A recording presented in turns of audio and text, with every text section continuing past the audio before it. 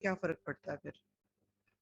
Ma'am जो carbon chain होती है वो हैवी हो जाती है हैं? वेलिन की वजह से। सॉरी, वो जो साइड चेन होती है वो हैवी हो जाती है What valine. happens to alpha sorry, sickle cell anemia ना? ठीक है, अच्छा आप कह रहे हो कि there is a point mutation in which what happens? Ma'am carbon number 6 पे पॉइंट म्यूटेशन होती है और इसमें ग्लूटामिक एसिड रिप्लेस हो जाता है वेलिन के साथ। So what is the effect of this replacement of valine with glutamic acid? Glutamic acid with valine, क्या इसका effect क्या होता है? मैम वो दोनों डिफरेंट अमीनो एसिड्स है ना, तो एक अमीनो एसिड्स के चेंज के साथ सारा स्ट्रक्चर चेंज हो जाता है। एक अमीनो एसिड के साथ सारा स्ट्रक्चर चेंज होता है, बट कुछ होता तो है ना कि मैम शेप हीमोग्लोबिन में भी एस इफेक्ट आ में जाता है। जी शेप नहीं ठीक रहती ओनली हीमोग्लोबिन। हीमोग्लोबिन एस है ना, which is a sickle cell hemoglobin. What happens? Alpha chains are the same, ठीक है? अल्फा चेन सेम है, मगर इन बोथ चेन्स क्या होता है, ग्लूटामिक एसिड जो है 6th पोजीशन में it is replaced by valine. So what will happen if this glutamic acid is replaced by valine? क्या होता है इसका? And glutamic acid charged molecule होता है, negatively charged, और valine is an alcohol molecule. So जब इसकी replacement होती है तो वो non-polar side chains की वजह से वो सही तरह से ऑक्सीजन को लिबराइज नहीं जो कर आपके सकता, देखें, ये जो आपके हाइड्रोफोबिक मेरी बात सुन लें, जो आपके ग्लूटामिक एसिड रिप्लेस हुआ है ना विद वेलिन, क्योंकि जो ग्लूटामिक एसिड आपको पता है कि ये कौन सा अमीनो एसिड है, एसिड, ठीक है, और वेलिन क्या है, नॉन पोलर। नॉन पोलर है, शाबाश। सो क्या होगा कि जब ये नॉन पोलर रेजिड्यू जो आपका है ये पोलर से चेंज हो जाएगा तो उसकी वजह से स्टिकी पैचेस बन जाएंगे on the outside of the beta chain. आपको कल डॉक्टर शर्मा ने बताया कि स्टिकी पैचेस का क्या मकसद होता है। स्टिकी पैचेस जब बनते हैं तो ये जो आपकी हीमोग्लोबिन है एक दूसरे के साथ ये अटैच करते जाते हैं, ठीक है। जब ये अटैचिंग ऑफ ये स्टिकी पैचेस जब होती है तो क्या होता है, पॉलीमराइजेशन हो जाती है। इसीलिए कॉर्ड्स ऑफ ब्लड वेसल्स के दरमियान में जो आपको कोएगुलेटेड सा ब्लड, एक बड़ी अच्छी डायग्राम बनी हुई है वो आपने देखी होगी, वो जो फॉर्म है वो बन जाती है, जिसकी वजह से ऑक्लूजन हो जाती है ब्लड वेसल्स की। और इस्कीमिक अटैक का मतलब है कि ऑक्सीजन गेन फील होती है, ठीक है। इसका बस एक ही मकसद है। और उसके अलावा दूसरे कौन से किए थे आपके, आपने हीमोग्लोबिन वेरिएंट्स, इसके अलावा सी भी की हुई है, बस सिर्फ मैम, एस किया हुआ है ना, दूसरी नहीं की हुई जी। मैम ओनली HbS और HB। चलो, हीमोग्लोबिन जो SC डिजीज है ना, इसको भी हम सिकलिंग डिजीज बोलते हैं, ठीक है। इसमें कुछ बीटा ग्लोबिन चेंज होती है, इनमें म्यूटेशन होती है, और जो आपकी ये जो है इसमें होगा क्या कि वहां आपने वेलिन ने सब्स्टिट्यूट किया था ग्लूटामेट को, क्या करेगा, लाइसिन कर देगा, ठीक है। ये भी इसी की लिए, सिर्फ अमाइनो एसिड का जो फर्क है।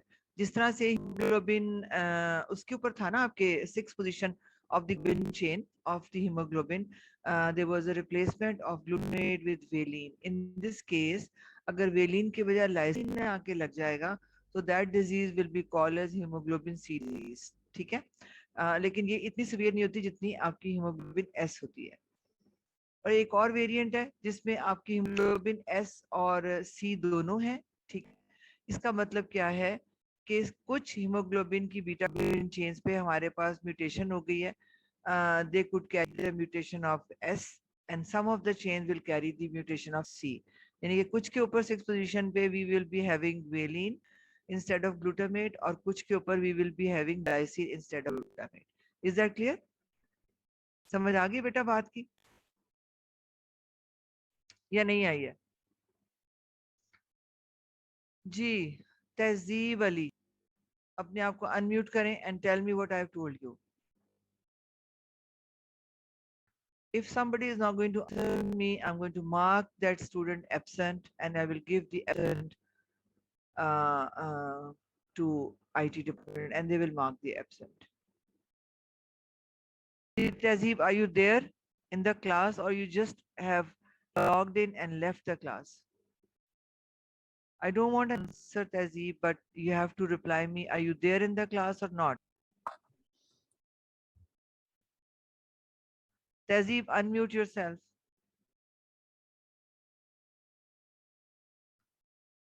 So he's not there in the class. Where's the class rep? Who's the class rep of this class?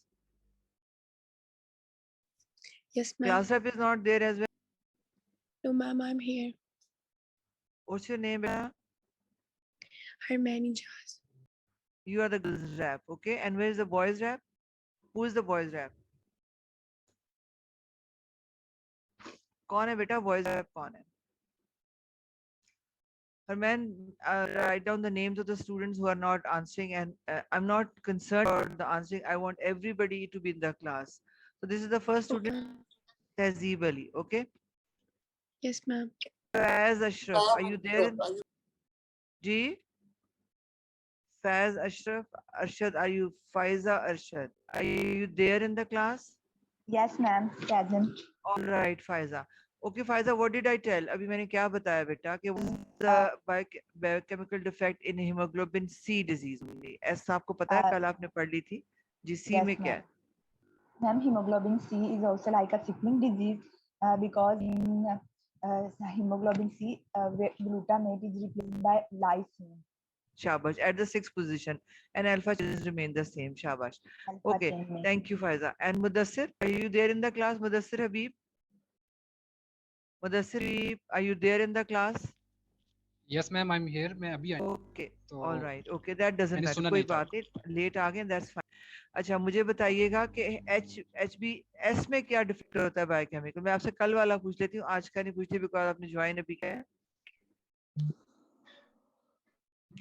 Globin sickle में क्या होता है? क्या डिफेक्ट होता है बायोकेमिकल? और आपको मैं बता दूं, ये काफी इंपॉर्टेंट है, आपको आ जाता है सवाल, सिकलिंग पे आ जाता है, इसका एमसीक्यू आ जाता है, इनमें से किसी चीज का भी. There is a biochemical defect is that at the sixth position of the globin chain, glutamate is replaced by the winner, जिसकी वजह से इलेक्ट्रोफोरेसिस में slowly move करते हैं. ठीक है? All right, now I will move on to the आगे चलते हैं लेक्चर में. I think काफी बच्चों ने ज्वाइन कर लिया है इस almost.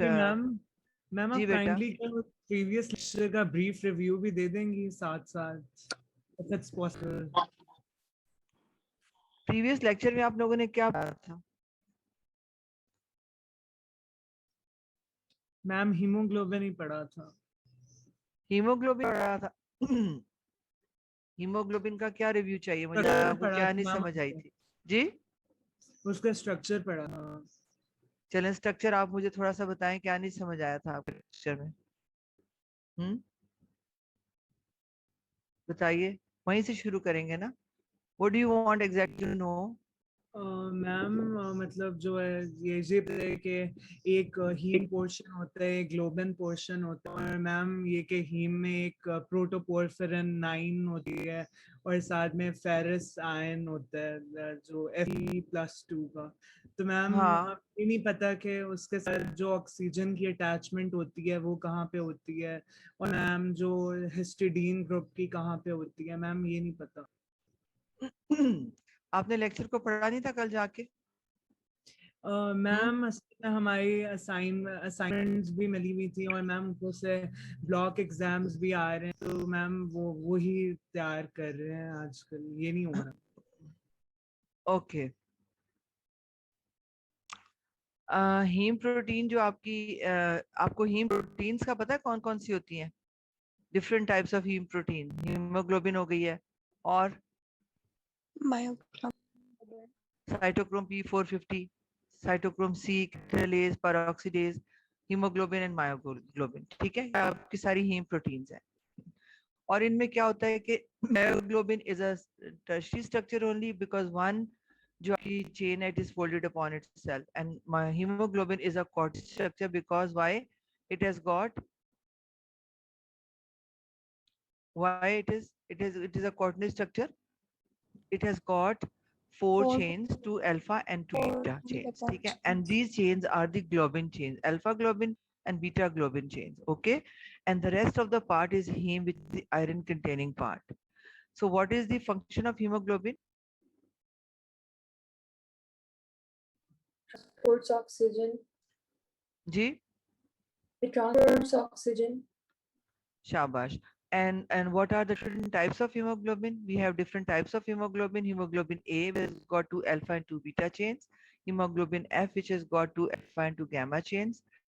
And then we have adult hemoglobin, which is called hemoglobin A, which has got, and the other one is also in minor quantities is present is A2, which has two alpha and two gamma. Hemoglobin A has जो हमारे सब में है two alpha and two beta chains. And also we have hemoglobin F, which has got alpha and the gamma chains, right? Structure में आपकी haemoglobin में आपका haem binding pocket होती है, ठीक है? अल्फा हेलिकल स्ट्रेचेस हैं, 4 स्ट्रेचेस होंगी और चारों की चारों चेन जब आपस में मिलेंगी तो they will form the quaternary structure. Amino acid होते हैं अल्फा चेन में 141 अमाइनो एसिड्स होते हैं और बीटा चेन में 146। ये आपने कल पढ़ा होगा सारा, but somebody wants me to revise it, so I will just go a quick review of this haemoglobin, ठीक है? और इसके अंदर अबाउट 8 फोल्ड्स होते हैं, एक अल्फा जो आपकी मैंने आपको बताई ना, चार आपकी एक चेन्स हैं जो फोल्डेड अपॉन इटसेल्फ है, और उनमें जिस तरह मायोग्लोबिन में 8 फोल्ड्स थे, इसी तरह अल्फा हेलिकल सेगमेंट में ए से एच तक 8 फोल्ड होते हैं इनमें, ठीक है? And one fold one this beta globin fold will form a tertiary structure, and when these 4 tertiary structures will join together they form quaternary structure। यहाँ तक बात समझ आ गई? Who was asking me? कौन सा बच्चा, उसका नाम तो मुझे पता हो जो मुझसे पूछ रहा था बेटा? Who was the one who wanted to have a review of this hemoglobin? आप गायब हो गए हो? Ma'am, I was asking. Ji, you are the one. अच्छा, जब आपकी इसके अंदर जो आपकी ऑक्सीजन बाइंड होती है, उसके अंदर व्हाट हैपेंस कि ऑक्सीजन जो आपकी बाइंड हो रही है, it is at the F8 which is the proximal histidine आपकी, ठीक है? सॉरी, डिस्टल हिस्टिडीन में ऑक्सीजन होती है आपकी बाइंड। आपकी जो ये जो चेन्स हैं आपके फोल्ड हैं, अगर आप लिपिन कॉर्ड में जाके डायग्राम देखेंगे, इसमें आप देखेंगे कि इसके अंदर आपकी ऑक्सीजन बाइंड हो रही है।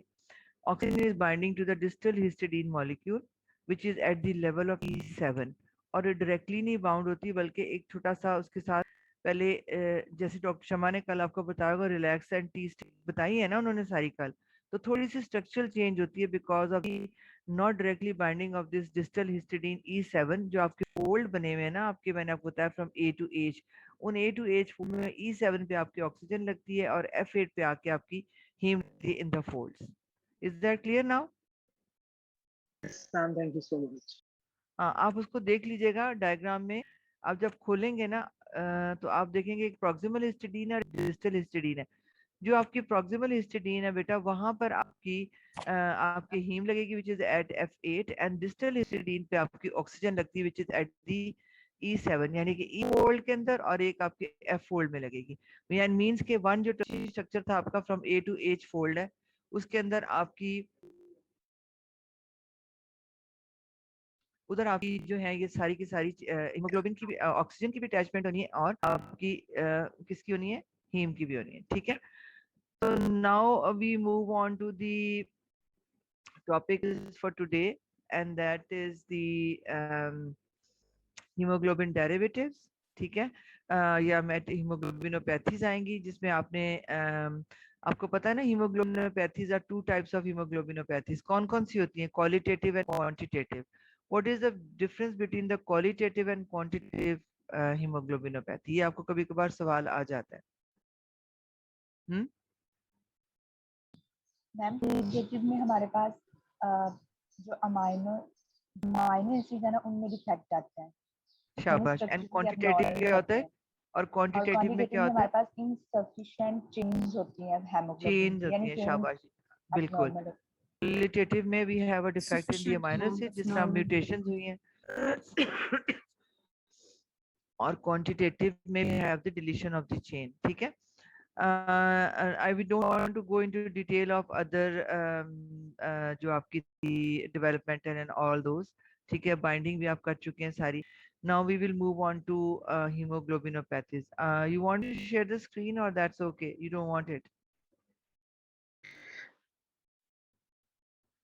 Screen share कराना चाहते हैं आप लोग क्या नहीं कराना चाहते? Yes, ma'am. मैम कर दे. Please share the screen. हाँ वो आसान हो जाता है ना? Yes, ma'am. चलें, let me see if I can share it. Can you see the slides now? I think so. Ma'am. आपको नजर आ रही है ना? Yes, ma'am. आ रही है. What do you see? Hemoglobinopathy. Haemoglobinopathies यहाँ से हमने शुरू करना था. ठीक है, तो मैंने शुरू इस तरह से किया. Qualitative altered amino acid sequence जिसमें 3 कैटेगरीज आ जाए, आपको शॉर्ट नोट आ जाए, आपको इसी तरह से अटेम्प्ट करना है. There are two types of hemoglobinopathies. One is the qualitative, जिसमें जब आपका अमीनो एसिड सीक्वेंस ऑल्टर हो जाएगा, जिसमें हीमोग्लोबिन एस है जो कि सिकल सेल है, जिसमें glutamate is replaced by valine, and then we have hemoglobin C in which lysine replaces glutamate in of all of the beta globin chains. But hemoglobin SC variant में कुछ में आपका lysine आ जाता है, कुछ में आपका वेलिन आ जाता है, इसलिए इसको मिला के हम कहते हैं hemoglobin SC. Then we have the quantitative hemoglobinopathies, जिसमें as somebody told me that there is decrease in the production of normal hemoglobin because of the decrease in the आपकी जो है ये उसको तो मूव करना विंडो से अलग. Okay, now as you all know that hemoglobin A, ये सारी की सारी आपकी मैंने हीमोग्लोबिन एस और उसकी दिखाई हुई है. I can move it again, just hold on.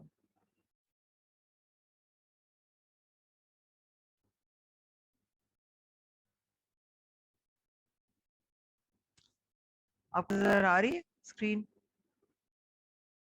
Yes, ma'am. Okay, move it now. All right, haemoglobin, ये आपको मैंने लिपिन कॉर्ड की डायग्राम आप देख भी चुके हैं. ये अब स्क्रीन ही नहीं मूव कर रही आगे. अरे न्यू शेयर में जाते हैं. Let's start it again.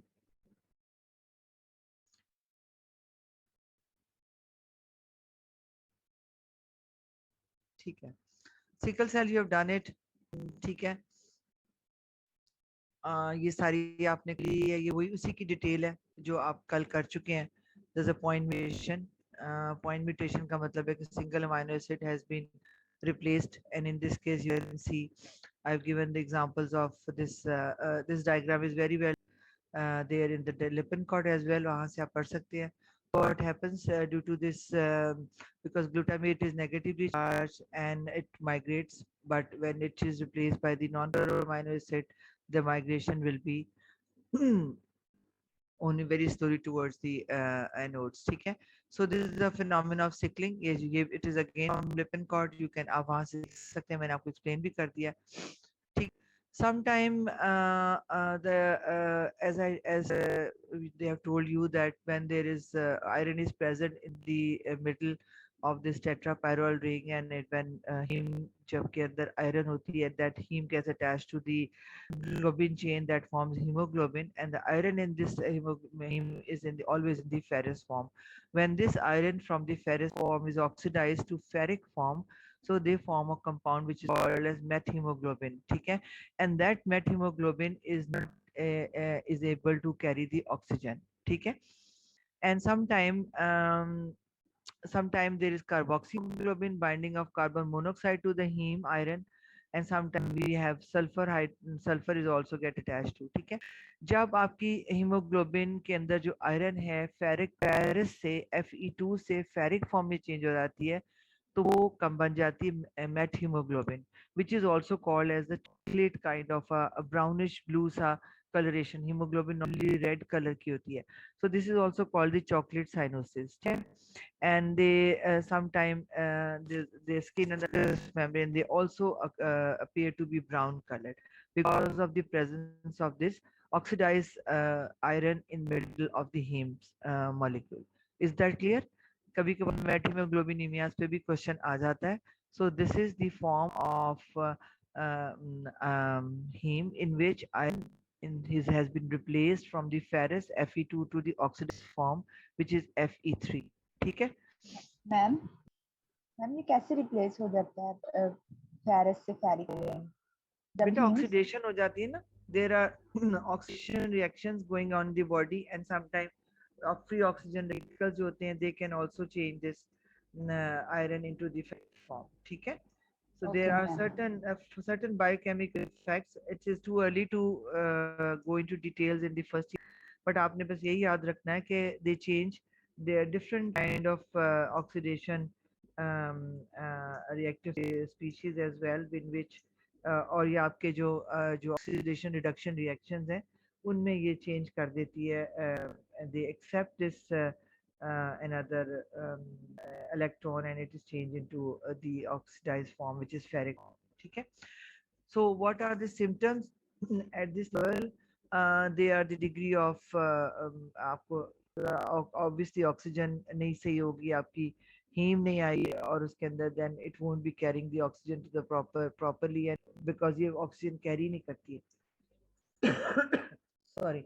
तो उसमें जो होगा कि आपको जितने भी हाइपोक्सिया के या लो ऑक्सीजन के सिम्टम्स हैं उसके अंदर वही वाले तमाम सिम्टम्स आएंगे. हेडेक होगा, एग्जाइटी होगी, जिस तरह आपको पता है ना सफोकेशन सी जो फील करते हैं उसी तरह के सिम्टम्स आएंगे.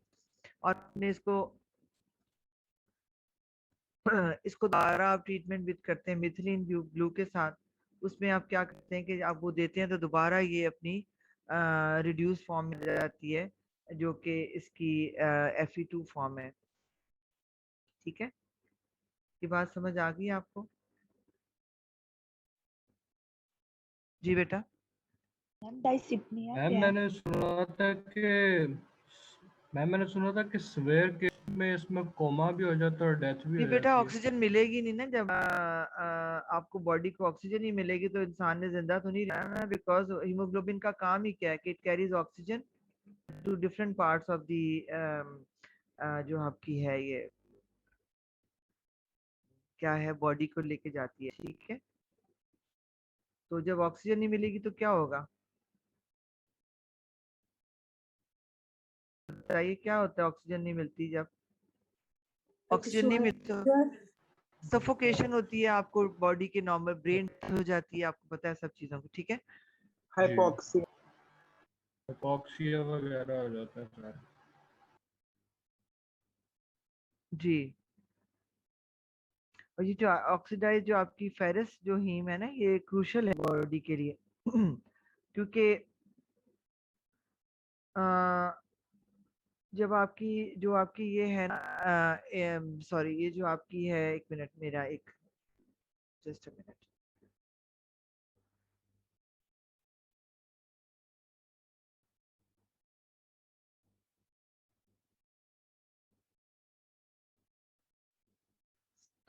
जब ऑक्सीजन की डिप्लीशन होती है तो ऑब्वियसली तमाम सिम्टम्स आ जाते हैं जिसमें आपकी कोमाटोस स्टेट भी हो सकती है, आपको सफोकेशन हो सकती है, हेडेक हो सकती है, एग्जाइटी. जो अगर जिस तरह से कम होंगे, अगर ज्यादा होंगे तो obviously that is not compatible with the life. ठीक है? इसमें दो तरह के हो सकते हैं, कंजेनिटल भी हो सकते हैं मेथियोग्लोबिन जिसमें अल्फा बीटा ग्लोबिन चेन का कोई डिफेक्ट है. They will promote the formation of methemoglobin which is called as HbM. ठीक है? और there some other heme containing cyto B5 reductase system. Acquired में आप जो आपकी सर्टन आपकी ऑर्गेनिक केमिकल्स को जिस तरह आपके कुछ डाइज हैं या आप जो आपके इंडस्ट्रियल डाइज है, एनालिन डाइज है, एरोमेटिक नाइट्रो कंपाउंड्स है, इनऑर्गेनिक नाइट्रेट्स है, फिनाइल्स है, इन सबको जो बहुत ज़्यादा एक्सपोजर होता है that also causes the conversion of this ferrous to the ferric form that is not also compatible with the life. ठीक है? So now we move on to the thalassemia. ये आपको ये मुझे इसके ऊपर वाली ये इसको मुझे नहीं ना आ रहा है इसको कंट्रोल. इसको मैं हटा दूं तो you can see the slides.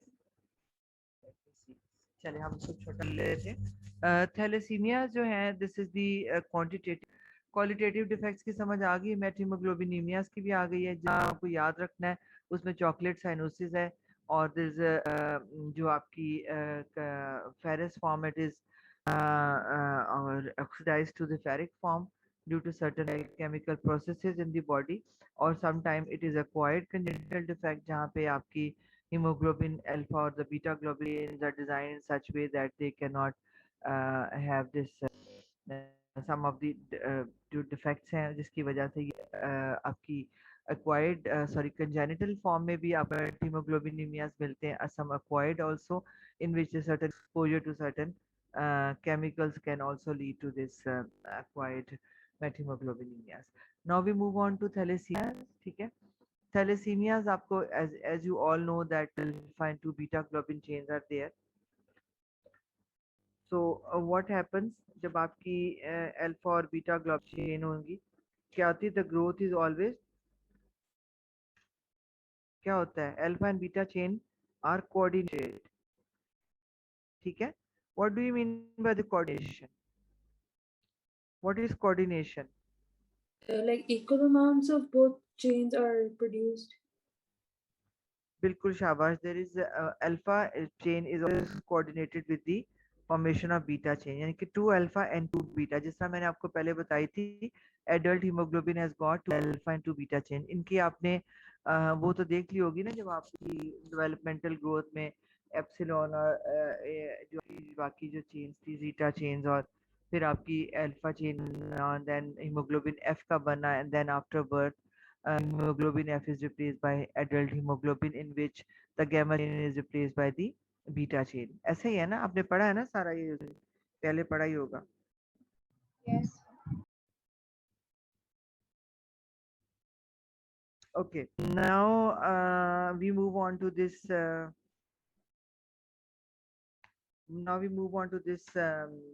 thalassemias. Thalassemias, as you know, as you can see, that is an impairment of a single kind of hemoglobin chain. ठीक है, उसका क्या मतलब है कि there is a, because normally they are coordinated but the chain जो बनेगी they will not be coordinated. क्या होगा कि either of them will be defect in the alpha chain. अगर alpha chain में होगा तो that disease will call as alpha thalassemia, and if the defect is in the beta chain, then the defect will be in the the defect will be called the beta thalassemia. ठीक है, so उसमें causes entire gene deletion होगी तो पूरी की पूरी chain नहीं बनेगी। ठीक है, और नो अल्फा और विल भी, अगर पूरी चेन नहीं बनेगी तो यानी कि पूरी चेन्स ही नहीं बनेगी, दोनों अल्फा में दोनों डिलीट हो जाएंगी। कभी कभार एक अल्फा डिलीट, कभी कभार एक बीटा होती, कभी कभार दोनों बीटा चेन हो जाती है। As I told, as you have seen that synthesis of beta globin chain कहाँ होती है? बीटा ग्लोबिन चेन कौन से क्रोमोसोम पे होती है बेटा? 11।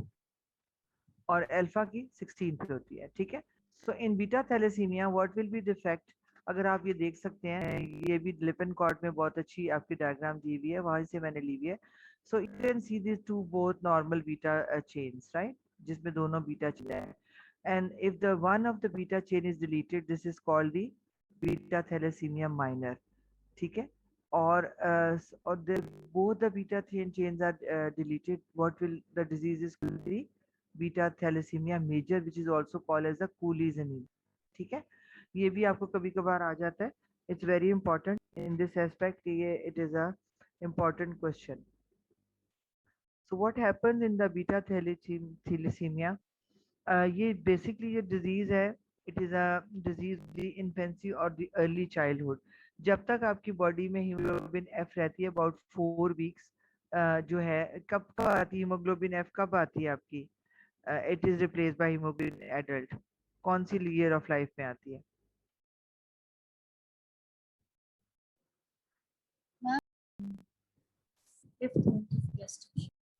जी, when is hemoglobin replaced by hemoglobin A? Hemoglobin F is replaced by hemoglobin A. बताइए 8th month of test. जी। मैम हमने उसकी synthesis 8th month of gestation में ही पढ़ ली थी। नहीं, after hemoglobin 5 weeks of gestation. 8th नहीं, month of gestation के बाद नहीं, पोस्ट डिलीवरी में आ रही है, कब होती है कंप्लीट कन्वर्जन आपकी? 6 months after birth. और ऑलमोस्ट अराउंड 6 months, ठीक है। बिकॉज दिस हीमोग्लोबिन जो कि आपकी 50 to 95% ऑफ द इवेंट्स में होती है in the form of haemoglobin F. जब एक baby is delivered at around 6 months, 6 to 8 months, what happen, this hemoglobin F is completely replaced by hemoglobin A. In us we have a very little quantity of hemoglobin F. We will be having two alpha and the two beta chains in the major form, or we will be having about 95% of our hemoglobin will be in the form of hemoglobin A. ठीक है?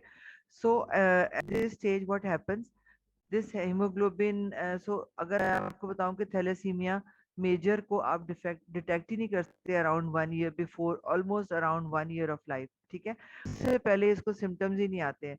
होगा क्या कि जब आपकी haemoglobin की जो beta chain नहीं बनेगी, दोज आरबीसीज क्या होंगे कि दे विल बी जल्दी हेमोलिसिस हो जाएगी, they will not attain life cycle of 120 days, तो इनकी जल्दी जल्दी हेमोलिसिस होती है। इसलिए जो थैलेसीमिया मेजर के चिल्ड्रन होते हैं इनको बार बार ब्लड ट्रांसफ्यूजन देनी पड़ेगी क्योंकि इनकी हीमोग्लोबिन कम हो जाती है, ठीक है। तो दिस कोलिसीमिया दे हैव बेसिकली, जो बच्चे होते हैं hemoglobin complete deletion beta globin chain and thalassemia major children, अगर आपको किसी थैलेसीमिया सेंटर को विजिट किया होगा तो they have a Mongolian kind of a face, ठीक है, and they have a stunted growth, ये short stature होते हैं इनके, and they also suffer from severe hemolytic anemia, इनकी बार बार hemolysis होती है और ये बिल्कुल pale होते हैं, ठीक है, और their spleen is enlarged and so low hemoglobin levels around 3 to 5 इनकी होती है, and there will be a severe जो अगर ब्लड सेट करेंगे तो वहाँ पे आपके इनको सिवियर एनीमिया होगा जिसमें आपकी ब्लड सेल्स की शेप भी चेंज होगी, ठीक है। So now that was about the beta thalassemia. Now this is a picture of alpha thalassemia. In this case, you can see we have, since there were two genes in the for the beta thalassemia on the chromosome 11, and as must have studied that there are four chains on the chromosome 16 for alpha thalassemia. So that is why you can see two alpha 1 and two alpha 2. So this is a silent carrier. One of the chain is deleted. This is the alpha 1, and when we have this alpha 1 and alpha 1, the alpha 1 of one chain and of one chromosome, and the other this one again chain, this is again when two alpha 1, this is heterozygous. Heterozygous का मतलब ये है कि पहले एक पे से एक का अल्फा 1 गया दूसरे का भी, अगर दोनों का अल्फा 1 और अल्फा 2 चल जाता तो वो होमोजाइगस स्टेट होती, this is a heterozygous state, ठीक है। Again here it is on also again heterozygous जिसमें alpha 1 और alpha 2 जा रहे हैं, ठीक है, and this is again minor traits for mild symptom clinically, ठीक है। And now we have hemoglobin H disease, which is also important, you get a short note on in which what happens, there is deletion of three chains, two alpha 1 and one alpha 2 on either of the chromosome, ठीक है। Chromosome 11 के ऊपर 4 jeans होती हैं आपकी, इनमें से आपकी 3 डिलीशन हो गई और एक रह गई, दैट इज हीमोग्लोबिन एच, ठीक है। हीमोग्लोबिन एच में क्या होता है कि there is a moderate degree of hemolytic anemia, ठीक है। So what happens in hemoglobin H disease, H बड़ी इंपॉर्टेंट है, ये भी आ जाती है अगेन बीटा, जब इसके अंदर अल्फा चेन की डिलीशन हो जाएगी तो ऑब्वियस सी बात है beta chain over pass the alpha chain, so there will be increase in the beta chain production, ठीक है। एंड व्हाट हैपेंस देयर, जब आपके पास बीटा चेन की इंक्रीज हो जाएगी और अल्फा चेन तो डिलीट हो जाएगी, large intracellular pools of beta chain aggregates and they will be forming beta 4 molecule tetramers called the HBH, ठीक है। तो इसमें होते क्या है कि बीटा चेन ज्यादा हो जाती है, अल्फा चेन डिलीट हो रही है। हीमोग्लोबिन HbH जो है, it is a kind of a thalassemia in which there is a deletion of the three alpha chains, and in respect to that happen, there will be aggregates, the beta chain को alpha chain ही नहीं मिलेगी कि 2 alpha 2 beta बना के वो आपके haemoglobin adult बनाए, तो वहाँ पे बीटा चेन एग्रीगेट ही बनते जाएंगे और वो molecule tetramer are called the hemoglobin H. ठीक है, और इसमें होता क्या क्लिनिकली, इसमें जो है इनके हेमोलिसिस होगी। ठीक है, और मॉर्फोलॉजिकल अपीयरेंस में अगर हम देखेंगे तो उसमें बीटा चेन हमें ज़्यादा मिलेंगी और इंक्लूजन बॉडी होती है। इसका मतलब क्या है कि जो कि डीनेचर्ड हीमोग्लोबिन एच जो आपकी जो बनेगी वो इट वोंट बी जो आपकी वो सस्टेनेबल नहीं होगी, वो डीनेचर हो जाएगी हीमोग्लोबिन, क्योंकि प्रोटीन है। तो आपको इंक्लूजन बॉडी मिलेंगी। इंक्लूजन बॉडीज अगर आपको एमसीक्यू में आ जाती हैं तो these are the diagnostic criteria for the hemoglobin a H which is the एचबीएच डिजीज। ठीक है, ये बात समझ आई है कि नहीं आई यहाँ तक? मैम इंक्लूजन पर्पस एक दफा रिपीट कर देना, इंटरनेट थोड़ा इशू किया था। जी बेटा, इंक्लूजन बॉडीज वो होती है can be seen which represent the denatured एचबीएच। जो आपकी एचबीएच बन रही है जिसमें आपकी alpha chains are not coordinating the beta chain because alpha are being deleted.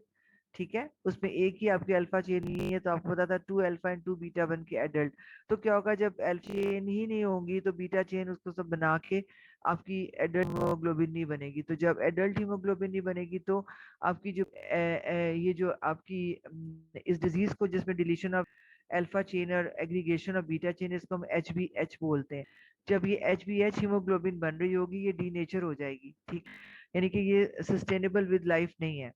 it won't give this hemoglobin a stable structure, and this denatured HbH will be, अगर आप इनकी ब्लड स्मेयर करते हैं तो आपको in the form of inclusion bodies की form में नजर आएगी इन द स्मेयर।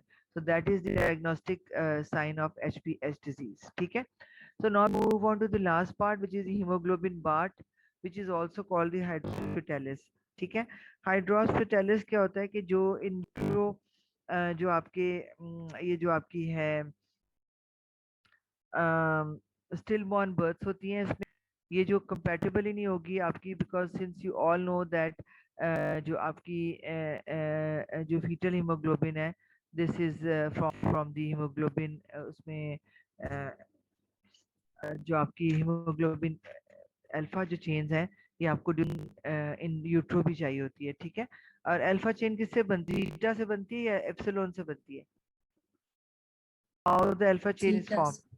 जीटा से। ठीक है, सो तो फिर जब अल्फा चेन ही नहीं बनेगी तो आपकी गैमा चेन तो सरवाइव नहीं कर सकती ना वो अंदर।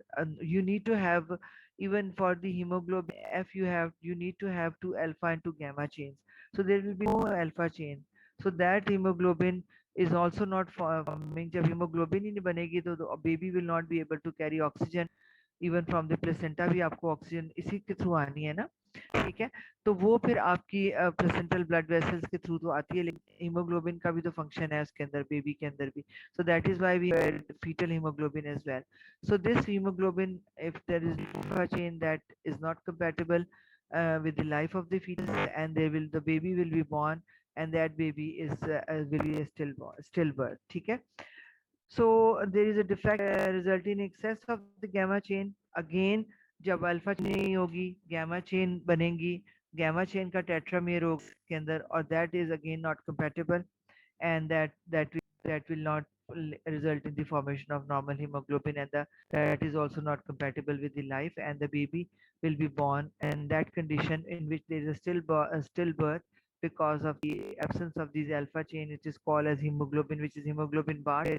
All the 4 alpha genes are not there, and that condition and the resulting baby is called the hydrops fetalis. Okay, so this is all about the hemoglobinopathies. Any question? बेटा पूछ लें फिर हम we move to the next topic.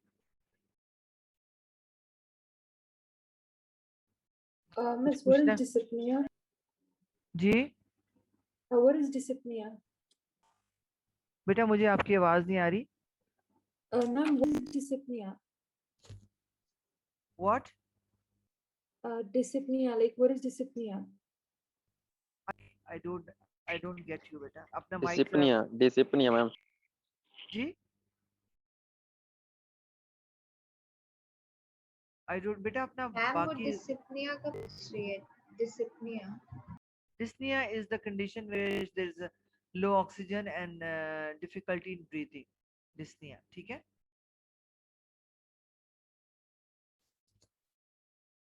Difficulty in breathing is called dyspnea. Now ma'am we move on. Now we move on to the next topic, which is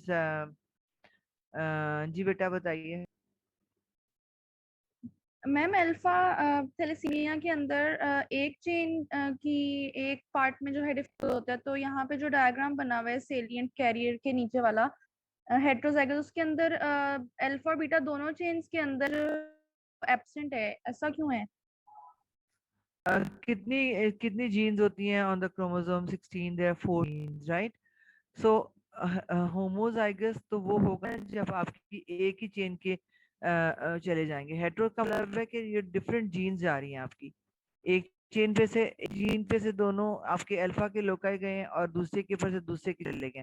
तो this is a heterozygous variant. Homozygous का क्या मतलब है? जब एक ही तरह की आपकी जाएंगी। अब होमोजाइगस तो इसमें होगा नहीं क्योंकि अल्फा 1 और एक अल्फा 2 है, दोनों फॉर्म्स में इसके हेट्रोजाइगस ही फॉर्म आती है, ठीक है। Okay ma'am. और होमोजाइगस तो एंड में हो जाएगा ना, हीमोग्लोबिन पार्ट जब सारी उड़ गई है उसकी, लेकिन उसकी इतनी सिग्निफिकेंस ही नहीं है बिकॉज वो कंपेटेबल ही नहीं होता लाइफ के साथ, ठीक है। So now structure and biosynthesis of heme and porphyrins. अब आप मुझे ये बताएंगे कि what is थोड़ा सा मुझे बताएं कि हीम का स्ट्रक्चर आप लोगों ने कितना किया जी? हीम के स्ट्रक्चर में क्या पढ़ा बेटा?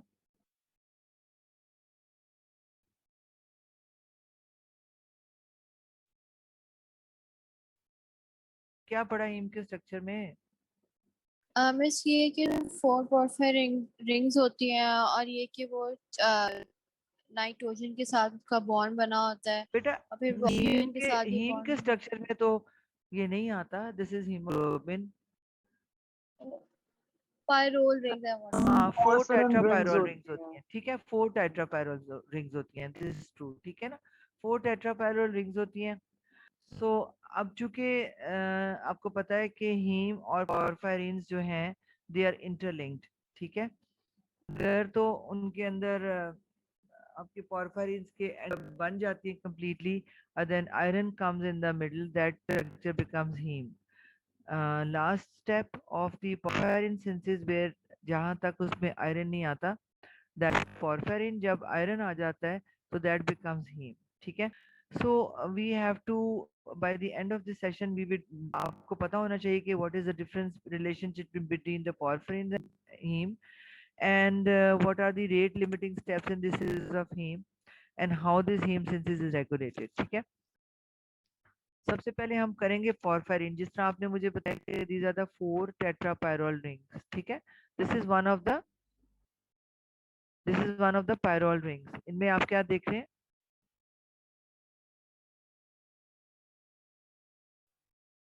ये आपने स्ट्रक्चर की डायग्राम देखी है?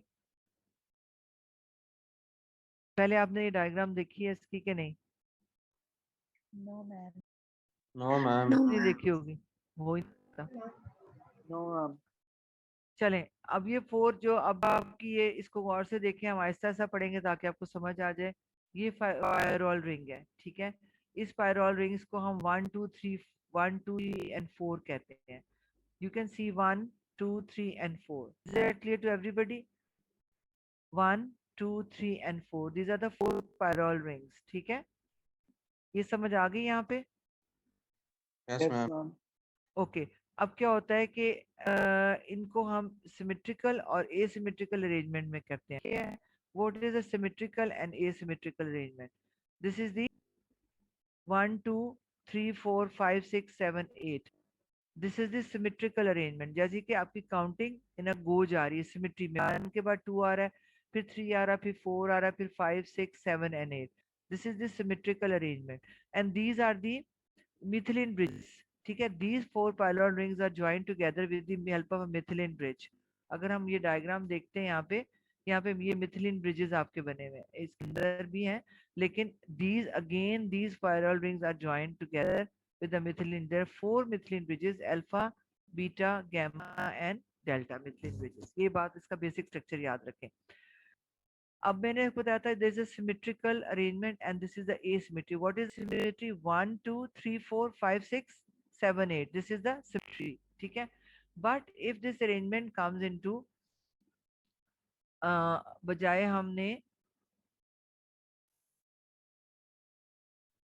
जब आपकी सिमेट्रिकल अरेंजमेंट होती है 1 3 5 7 2 4 6 8, अगर आप देखते हैं 1 के साथ 3, then we have 5 odd odds same, and these are the even 2 4 6 8, this is the symmetrical arrangement, and this kind of जो आपकी symmetrical arrangement होती है इनको हम type 1 series कहते हैं। क्या कहते हैं इसको हम?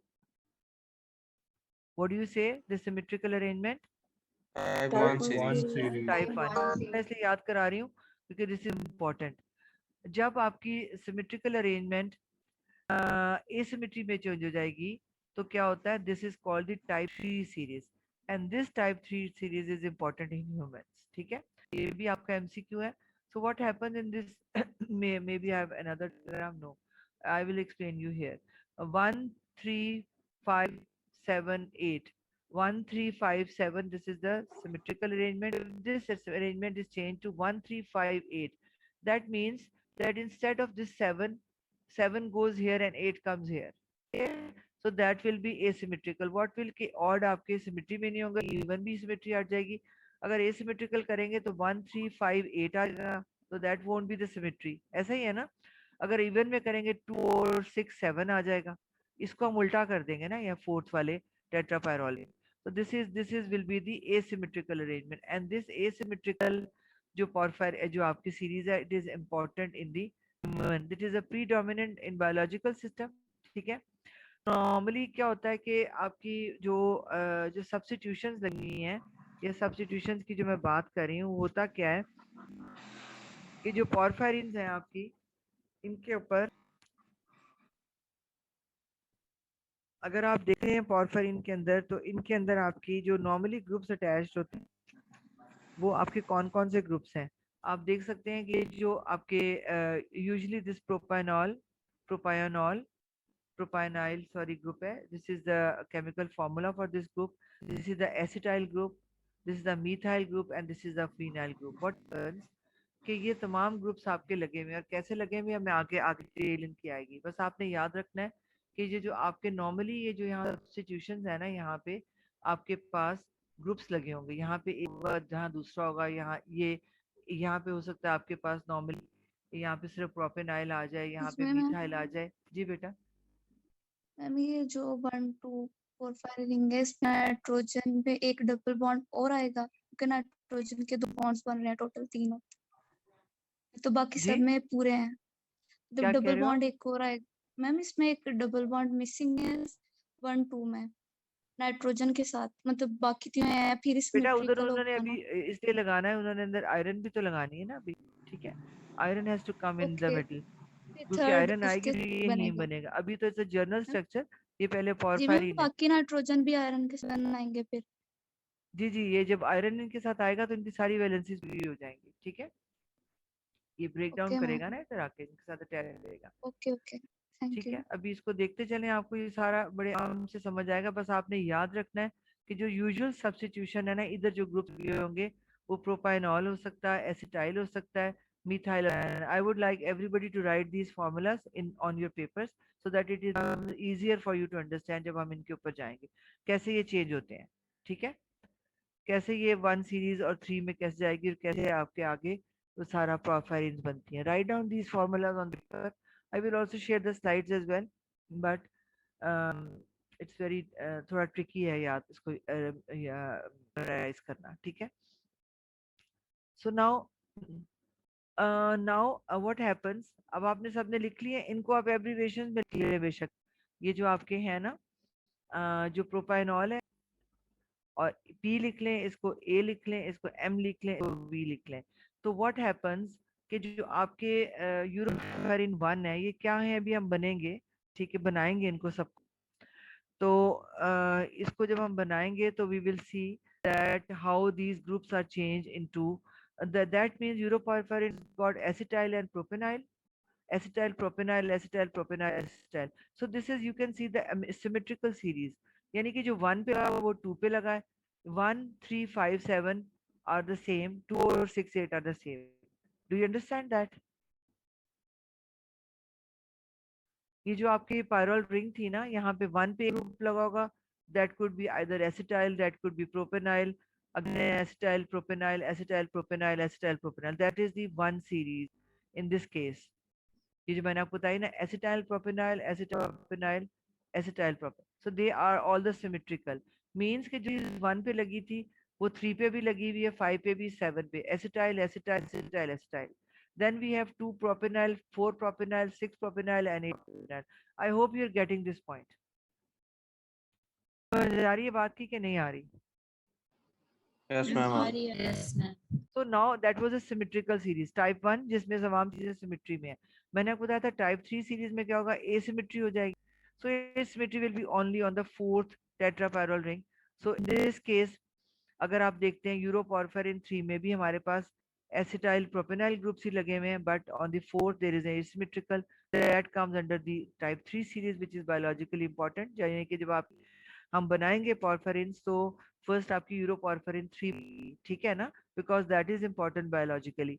सो अगेन अगर ऑर्पोपोर्फिरिन में देखते हैं तो हमारे पास मिथाइल प्रोपेनाइल ग्रुप्स हैं, so they are again in the symmetry. When we are talking about the type 3 series, there will be the asymmetry at the fourth tetrapyrrole ring.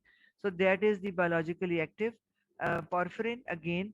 And now there is a protoporphyrin जिसमें आपके दो groups तो एक है, यानी कि आपके first और सेकंड टेट्रापायरल पे we have methyl and vinyl, methyl and vinyl, and on the third tetrapyrrole we have methyl and propenyl, but the third differs from the fourth, which is again asymmetry, and where we have propenyl first and methyl at the end. Is that clear? ये आपको याद रखना है. कभी कभार आपके questions आ जाते हैं, what are the groups in corpoporphyrin, ये MCQs में आ जाता है आपको कभी कभार. I hope you all understood यहाँ तक. चले, Yes, ma'am. बात समझ आ गई है कि नहीं आई है? किसको समझ आती? बाकी सारी क्लास हुई भी. बेटा उठ जाओ, वैसे भी उठने का टाइम हो गया, 9 बज गए. ऑल राइट, यहाँ तक बात समझ आ गई. Shall move forward. Yes, ma'am. Ma'am Yes, एक ma'am. दफा रिपीट कर दे प्लीज. चले, जिसको आइए समझ वो बच्चा रिपीट करे. में से किसको समझ आई है? जल्दी जल्दी करें बेटा, we have to cover a lot. Symmetrical series क्या होती है और एसिमेट्रिकल सीरीज क्या है? What is the difference between symmetry and asymmetry? जी,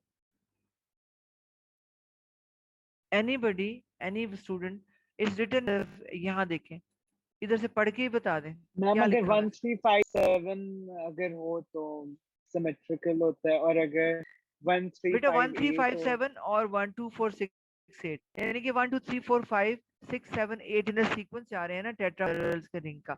मतलब क्या है बताने का कि जो ग्रुप्स लगे होंगे आपके, कौन कौन सी ये सब्स्टिट्यूशंस हैं. प्रोपेनाइल लग सकता है, acetyl, methyl, vinyl. 1357 just to give a general concept. आपका जैसे नंबरिंग एक जैसी है, इसी तरह आपके जो सिमेट्रिकल सीरीज हैं उनमें आपके तमाम ग्रुप्स एक जैसे ही लगे. From one tetrapyrrole to the fourth tetrapyrrole they will be having the same range. Supposingly आपका एसिटाइल लगा हुआ है 1 पे, तो उसका 3 पे भी एसिटाइल होगा, 5 पे भी होगा, 7 पे. अगर प्रोपेनाइल 2 पे है तो 4 पे भी, 6 पे भी, 8 पे वही होगा. इसका मतलब सिर्फ ये है.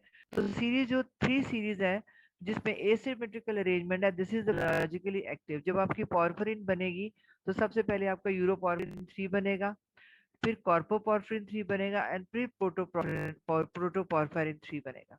ये बात समझ आ गई कि नहीं? अभी नहीं आई? मैम जो है? यूरोपोर्फिरिन 3 है वो जी, मतलब एसिमेट्रिकल हो जाता है लास्ट पे जाके पीए पे. एपी एपी एसिमेट्रिकल है और पीए पे मतलब किसका asymmetrical हो जाता एसिमेट्रिकल हो जाता है बेटा? किसका है. एसिमेट्रिकल होता है मुझे बताओ. यूरोपोर्फिरिन मैम, जी यूरोपोर्फिरिन बेटा, यूरोपोर्फिरिन यूरोपोर्फिरिन है एसिमेट्रिकल सीरीज, उसमें जी है मैम. ही एसिमेट्रिकल सीरीज. ठीक है, मैम समझ आ गई, ये बस क्लियर करना था. हाँ ये है एसिमेट्रिकल सीरीज, क्योंकि मैंने आपको दो सीरीज दिखाई थी जिसमें एक सिमेट्रिक सीरीज है और एसिमेट्रिकल. हमने एसिमेट्रिकल को एड्रेस करना है.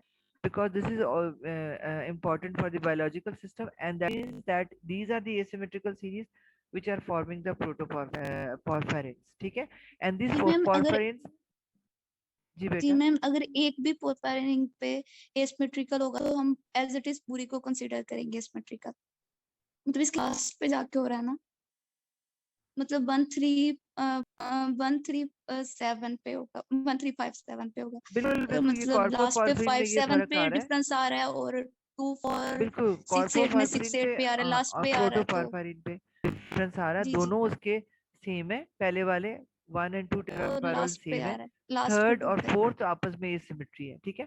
तो हमें एक्चुअली यस कंसर्न है मैम, फोर्थ, अंडरस्टैंड। हमने उससे पिछले वाला देखना है, उसके पर थी, उससे पिछले वाले पे सिमेट्री से अगर उलट गया है फोर्थ वाला तो दैट इज एसिमेट्रिकल, ठीक है, ओके मैम, थैंक ठीक यू। है। चलें अब Excuse इसको हम me, यहाँ ma'am. मजीद डिटेल में नहीं, Ma'am, ji in hemoglobin, we are mainly concerned with protoporphyrin 9. So, ma'am, what is the order of substituents in protoporphyrin 9? प्रोटोपॉर्फिरिन 9 belongs to the asymmetrical series, ठीक है, Okay. that belongs to the asymmetrical series में, that means कि जो प्रोटोपॉर्फिरिन 9 जो बनती है ना बेटा, पहले वो बनेगी यूरोपॉर्फिरिन 3, ठीक है, वो कैसे बनती है वो अभी हम आगे जाके हिमसिस में देखेंगे। यूरोपॉर्फिरिन 3 से कॉर्पो बनेगी 3 and then protoporphyrin 3 and that protoporphyrin 3 is the precursor for protoporphyrin 9। ये भी आपका एक एमसीक्यू है, ठीक है, आपको आ जाता है कि what is the precursor for protoporphyrin 9, तो दैट इज द ये प्रोटोपॉर्फिरिन 3 सीरीज, 3 सीरीज जो है that is the precursor for the protoporphyrin 9, ठीक है, बात क्लियर होगी है कि नहीं है? Yes, ma'am, होंगे। Okay, now these are the protoporphyrin जो कि हमने इसके अंदर आप देखें, इट इज मैंने लिखा हुआ heme precursor, so this is the precursor for protoporphyrin 9 जिसकी आपने बात की थी। प्रोटोपॉर्फिरिन 3 that is the asymmetrical series, it is the precursor for the heme synthesis, ठीक है, is it clear now? Yes ma'am, clear. Yes, ये ma'am, आपकी it लिपनकॉट is. में डायग्राम है, मैं आपको स्लाइड्स भी शेयर कर दूंगी बाद में। लिपनकॉट में डायग्राम आपकी है जिसमें आपकी सिमेट्रिकल सीरीज दिखाई जो कि 1 सीरीज में, एंड दिस इज द यूरोपॉर्फिरिन 3 जो कि आपकी 3 सीरीज में आती है, ठीक है। सो this is also physiologically important in human, जिस तरह मैंने आपको पहले बताया था कि ये हमारे लिए इंपॉर्टेंट है, ठीक है।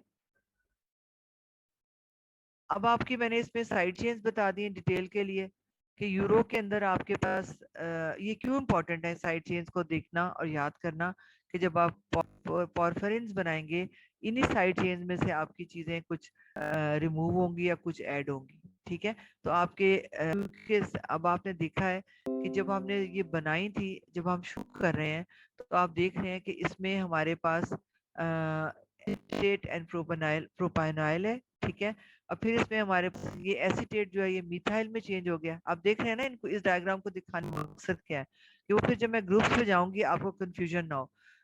जो आपकी यूरोपॉर्फिरिन 3 सीरीज जो कि हमारी बायोलॉजिकली इंपॉर्टेंट, इसके जो ग्रुप है वो एसीटेट एपी एपी एपी है और पीए है, ठीक है, ये आप अपनी लिख लें नोटबुक के ऊपर।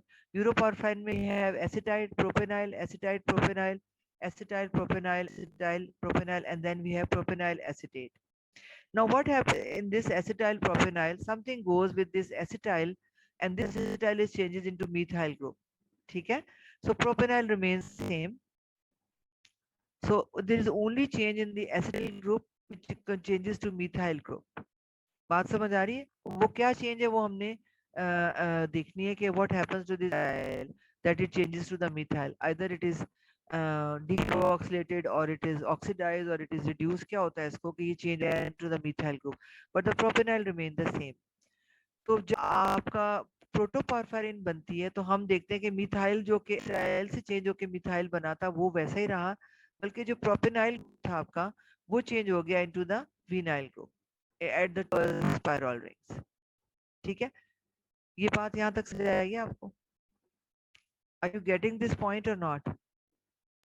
Yes ma'am. Ma'am Yes, ma'am ma'am. जब Yes, हमारे ma'am. पास जब हमारे पास प्रोटोपोर्फिरिन 9 की सीरीज हो रही होगी उससे पहले ये सब होगा कि पहले प्रोटोपोर्फिरिन 3 बनेगा फिर बिल्कुल बेटा, पहले यूरोपॉर्फिरिन 3 बनेगा, फिर कॉर्पोरफिन 3 बनेगा। यूरोपॉर्फिन के अंदर आपके एसिटाइल प्रोपेनाइल ग्रुप्स थे।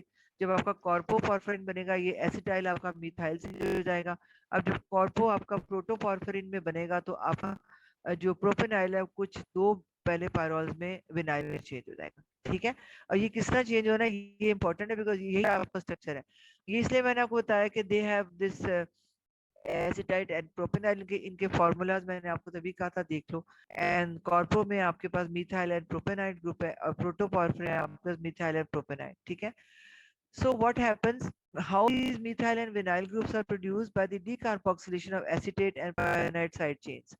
That means कि जो आपकी ये साइड चेन्स थी एसिटेट की और प्रोपेनेट की इनमें डीकार्बोक्सिलेशन हो जाएगी। मींस कि CO2 निकल जाएगा। डीकार्बोक्सिलेशन का क्या मतलब है, कार्बन डाइऑक्साइड निकल जाएगी।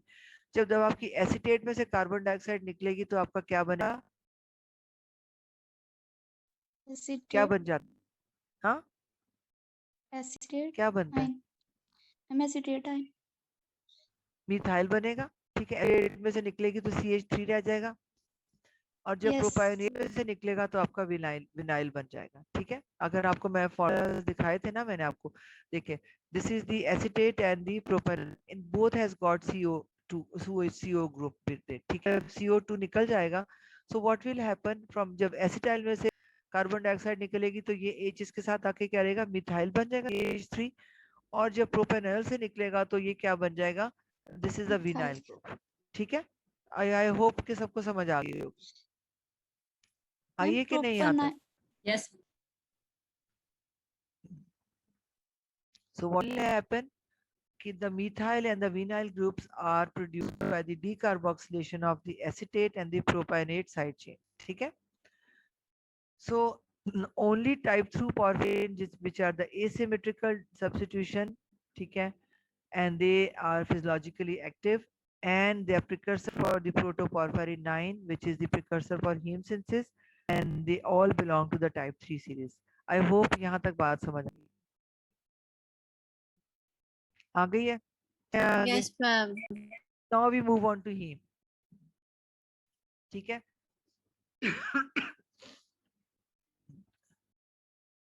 हीम क्या है, it is a derivative of porphyrin. Porphyrin क्या होता है कि ये तमाम, ये देखो ये सारे मैंने अब ग्रुप्स लगाए हुए हैं। ठीक है, चूंकि हीम बनी हुई है ना, तो हीम में क्या था, methyl vinyl, methyl vinyl, methyl and propionate, methyl propionate and methyl methyl group. याद है मैंने आपको दिखाया था इसका फॉर्मूला हीम का, याद आया कि नहीं आया? Yes ma'am, What happens in heme? The protoporphyrin 3 series में क्या होता है? अब मैं बार बार उस पर जा रहा, मैं तो खुद भी थक गई हूँ। आप लोगों को अभी तक वो बोलता ही नहीं, सारी क्लास हुई भी है। इतना इंपॉर्टेंट है, आपसे खुद याद नहीं होना, ये बहुत मुश्किल होता है। अगर आप प्रोटोपोर्फायरिन में देखें, methyl vinyl, methyl vinyl, methyl propionate and propionate methyl. ठीक है, यही चीज मैं आपको दिखा रही हूँ। This is the this is the protoporphyrin 9 supposingly क्या, ठीक है, which is a precursor for heme. अगर आप आयरन अंदर से हटा देंगे तो इसमें क्या होता है कि methyl vinyl, methyl vinyl, methyl propionate, propionate methyl, ये सारे ठीक है। सो हीम को हम फेरोटीन भी कहते हैं बिकॉज इसके अंदर हमारे पास आयरन है and this iron is linked by the 4 nitrogen. अब सारी की सारी वैल्यूज बराबर हो गई हैं। ठीक है, and 4 pyrrole rings are attached with methylene bridges. जो आपके ब्रिजेस है ना, ये देखें मिथाइल ब्रिजेस, CH। ठीक है, ये देख रहे हो ना ये वाले, these are the methylene bridges. All the pyrrole rings are joined together with the methylene bridges. Now where do you find heme? कहाँ होती है heme? Again है heme containing proteins, important MCQ है। They are present in the hemoglobin, myoglobin, cytochrome, which is a component of the electron transport chain, peroxidase enzyme, catalase enzyme. Then we have nitric oxide synthase, इनको इसी तरह से रट्टा लगा लो। Okay? So heme is present. These are the heme containing proteins. अब हमारे पास जो humans में ही के अंदर iron as a prosthetic group लगा हुआ है। जो प्लांट्स हैं उनके क्या होता है, there is magnesium within the porphyrin. इनकी जगह magnesium लगा होगा, so that is the chlorophyll chlorophyll जो plants के अंदर होती है, which is the breathing part of the plant, जो कि plant के leaves में होता है chlorophyll. उसके अंदर स्टोमेटा और बाकी सेल्स होते हैं, आपको पता है, आपने पढ़ा होगा एफएससी ए लेवल्स में, कि दैट इज दी हमारे हीमोग्लोबिन का काम है ऑक्सीजन कैरी करने, क्लोरोफिल भी इस तरह करता है. It's a breathing pigment for the plant and it has got, it should also have something in the middle, so in that case instead of iron they have magnesium. ठीक है, ये again it's a question. Structure of heme आप पढ़ चुके हैं. Again मैं सिर्फ आपको यहाँ दिखा दूंगी कि this is a methyl vinyl. These are the methylene bridges, methyl vinyl, ethyl propenyl and propenyl methyl. This is the asymmetrical protoporphyrin thing. So where does the heme synthesis take place? ठीक है, heme synthesis take place at two major locations in the body. एक आपका liver cells है और दूसरा आपका normoblast है, यानी कि आपके immature red blood cells हैं within the bone marrow. ठीक है. What are the reactions? जी बेटा. मैम हीम में तो प्रोटोपोर्फायरिन 9 होती है, लेकिन यहाँ पे तो प्रोटोपोर्फायरिन 3 के वो लगे हुए हैं ना, जो मिथाइल वेलिन. बेटा मैंने आपको बताया कि प्रोटोपोर्फायरिन 9 belongs to the 3 series. आपको ये बात नहीं समझ आ रही कि 2 सीरीज थी ना, सिमेट्रिकल और एसिमेट्रिकल सीरीज. Yes ma'am. जो प्रोटोपोर्फायरिन 9 है ना, इट बिकॉज ये से biologically physiologically important for human है, ये एसिमेट्रिकल सीरीज से बिलोंग करती है and that asymmetrical series is the 3 series, इसलिए आपको 3 बार बार नजर आ रहा है. ठीक है, it is not the protoporphyrin 3, it is protoporphyrin belong to the asymmetrical series, which is the protoporphyrin 3 series. ठीक है. यस. सो अब हीम सिंथेसिस के जो रिएक्शन है, इनिशियल 3 स्टेप्स जो है इसके, वो पोर्फिरिन, जो अब आपको पोर्फिरिन पहले बनानी पड़ेगी ना हमें, और एंड में जाके हम आयरन डालेंगे ना उसमें, तो फिर ही हीम बनेगा. So we have to first go through these steps of we have to know that first we have to make porphyrins, and in the porphyrins are made, उसके दरमियान में हम iron को incorporate करेंगे with the help of an enzyme, and that porphyrin then becomes heme. The difference between porphyrin and iron is the only presence of iron. If there is no iron, that compound is called as porphyrin. If that iron is there, it is called as heme. जो आपके mature RBCs होते हैं, आपको पता है कि mitochondria नहीं होता, so they are not, they will not be able to synthesize heme. So heme synthesis will take place in the liver and the other cells से कहाँ पे होगी? Normoblasts. What are normoblasts? Immature blood cells. These are the nucleated red blood cells, ठीक है, which are present in the red bone marrow. ठीक है. So why they contain hemoglobin? Because इसके अंदर आपकी synthesis होती है in the जो आपकी है जो developmental stages होती है, इसके अंदर आपकी hemoglobin की synthesis होती है in the normoblasts. ठीक है. And since mature RBCs they lack mitochondria, so there will be no hemoglobin. This is again an MCQ. जो रेड बाग लिखे होते हैं mostly they are component of hemoglobin. ठीक है. जो आपकी हीम सिंथेसिस जो है ना, 85% जो आपकी हीम सिंथेसिस है, it occurs in the erythroid tissues. That means that it occurs in the आपकी bone marrow. So why? इसलिए आपकी जो bone marrow में आपकी हीमोग्लोबिन सिंथेसिस है वो आपकी coordinated है.